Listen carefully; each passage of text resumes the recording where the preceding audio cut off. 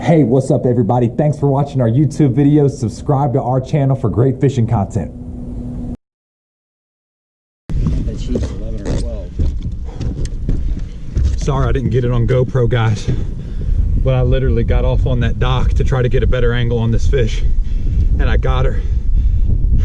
No idea how big she is. We're about to get a weight on her, but she's got to be double digits, and I'm shaking like a leaf. Oh my goodness, she is a giant. She is. It was crazy. Biggest Florida bass I've seen. All right, so you literally just watched me get all flustered. I'm all jacked up. I cannot believe I just caught this fish. I want to tell you guys this story. It's like absolutely crazy. So I'm with my buddy Ron Phillips. Ron books a ton of trips with us. He calls me his fishing coach, and Ron has gotten so much better since booking all the trips. I really try to dial him in, teach him how to pattern fish, when to use what lures, how to read electronics, pretty much everything. And Ron's become a really, really great angler. Anyways, I've helped put Ron on monster fish. I put him on a 9-pounder at Chatoog. I've put him on just like whoppers everywhere. So we're idling in the back of this pocket, literally getting ready to leave, and I kind of look over off to the side towards the bank, and I'm like, dude, there are 4 monster bass laying on a bed over there. And Ron's like, oh my gosh, that's crazy. So I said, let's go buy them, and then let's pull up parallel to that dock. Well, what I didn't realize is the dock, if you can imagine, the dock is right here. These fish are bedding like on the back corner of it, and the sun is over here.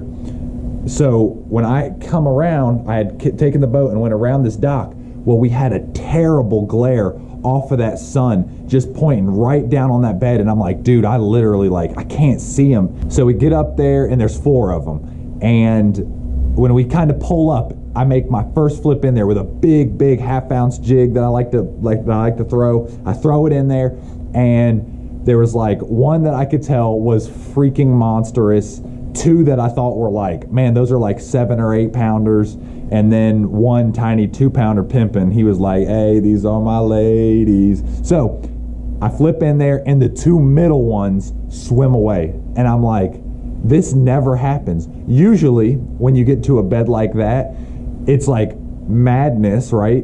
You flip over to them, and usually the 2 biggest fish, they swim away because they're like, I'm out of here, like something's up. Well, the craziest thing happened. The 2 middle fish swam away, so now I've got this 2-pounder and 1 that I know is just a freak nasty stud. But I can't really see, so I flip my jig in there, and I feel boom, and I'm shaking it. I can see the 2-pounder just barely, you know, flashing his head, trying to throw my jig. He spits it off the bed. I flip my jig back in there, and I bump the big girl, and she kind of turns and she stays, and immediately I'm like, she's locked on and she's catchable. So I flip back in there, the 2-pounder, I bump her, the 2-pounder's like, man, why you messing with my lady?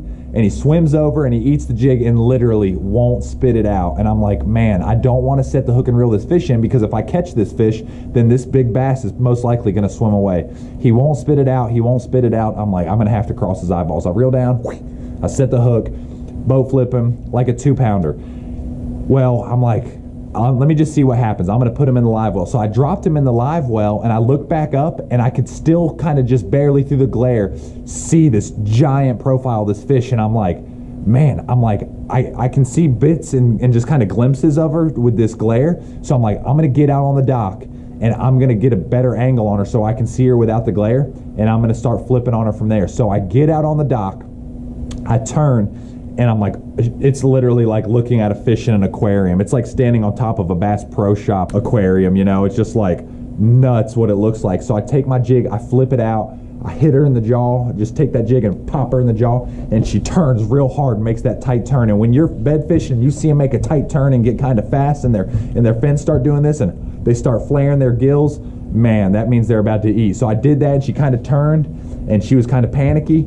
I flipped back to her again, popped her on the other side because she had turned, she was facing like this. I popped that jig in her mouth. She turned down like this. I reeled it up real quick, flipped it, and then I hit her in the left side of her jaw, and she went and turned and smoked that jig. And when she did, I yacked on her, and I'm like, oh my gosh, I got her. So there's this buoy out there. I think you might be able to see it. y'all are gonna have to, y'all can judge me, I don't even really care. There's this buoy out there that someone had like right next to the dock that they would put a jet ski on. Well, this bass takes off and goes around that buoy. And I'm like, oh my gosh, like literally the worst thing that can happen is already happening. She goes and finds something to get caught on, and then she takes and swims right under the dock. I'm using a 7'3" heavy with a 8.1-to-1 Tatula SV, like drag winch down, P-Line Tactical, 17-pound P-Line Tactical fluorocarbon. She wrapped around the buoy. She goes under the dock, and I can just literally barely through the boards of the docks. Fish weaving in this dock like a Plinko chip on The Price is Right. Just like literally just, my drag just... And I'm like, oh my gosh. I'm like, I can't move her. She has weaved herself in there. She's around a buoy.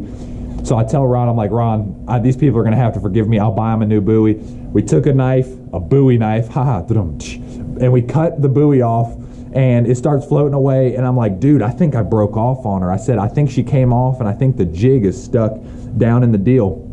Well, so I start looking through the cracks of the boards, and I'm like, oh my gosh, dude, she's down there. She's pinned up against one of these boards. So Ron jumped off, held the rod, and then what did I do? I literally jumped in the water. Now, there's boards on these docks because they don't like people fishing their docks at this particular lake. There's boards that go right to the water. So, like, I gotta dive underneath these boards and go up under this dock. So that's what I do. I jump in the water. I go up under this dock. I have like that much room to breathe, and I'm breathing under there, and I'm just kind of feeling with my hand and then with my feet, I'm feeling that line kind of zigzagging through all these pilings on this dock. And then all of a sudden I reach my hand down there, and I'm like, ooh, it's like really stuck to this piling, and I feel this massive slimy fleshy side, and I'm like, oh my gosh, that's her. So I reach down, I hold my breath, I reach down, I put my hand up under her gill. I'm like, I'm feeling for the jig underwater. I can't open my eyes because I wear contacts. So if I'd opened my eyes, the water would have come in and flushed out my contacts. So I have my eyes closed. I have my hand on her mouth and in her jaw, and I just take my hand and just pop that jig out. And then I go up, I go, Ron, I got her.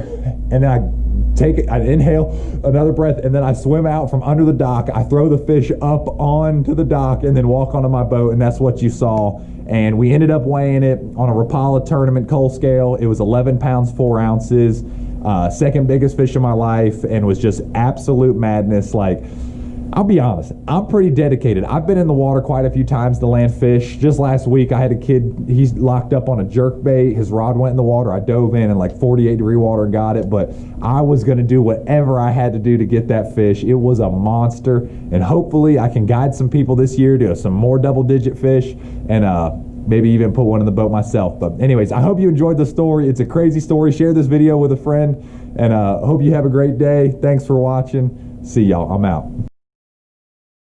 She's 11 or 12.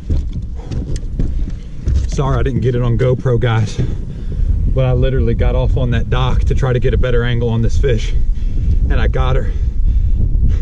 No idea how big she is. We're about to get a weight on her, but she's got to be double digits, and I'm shaking like a leaf. Oh my goodness, she is a giant. She is. It was crazy. Biggest Florida bass I've seen.